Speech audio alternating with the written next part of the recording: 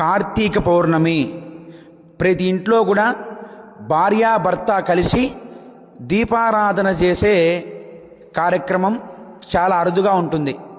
భర్త చేస్తే భార్య చేయకపోవడము, భార్య చేస్తే భర్త చేయకపోవడము. అంతేకాని ఇద్దరు కూడా కలిసి దీపం పెట్టేది చాలా అరుదుగా జరుగుతూ ఉంటుంది. ఎందుకంటే వాళ్ళకున్న పనుల వల్ల అది సాధ్యం కాదు.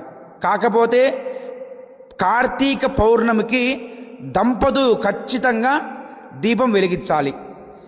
ఈ 365ల ఆ దీపం కనుక వెలిగిస్తే సంవత్సరమంతా కూడా మీ దంపతులు దీపం వెలిగించిన ఫలితం వస్తుంది. కాబట్టి శివాలయంలో కానీ తులసి కోట దగ్గర కానీ మీ దంపతులు దీపారాధన చేసి దామోదరాయ నమః, త్రయంబకాయ నమః అని నమస్కారం చేసుకోండి, దీపదానాలు చేయండి.